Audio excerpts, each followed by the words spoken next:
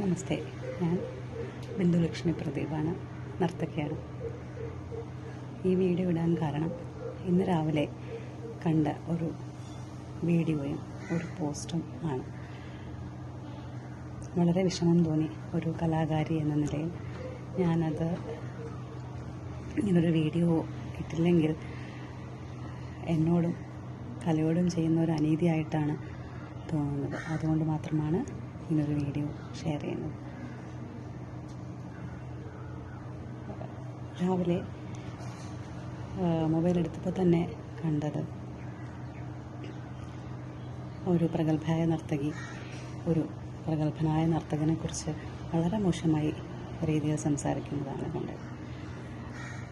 സത്യത്തിൽ നാട്യശാസ്ത്രത്തിൽ ഒരു ശ്ലോകമുണ്ട്, പാത്രസ്യ പ്രാണം എന്ന് പറഞ്ഞിട്ട്.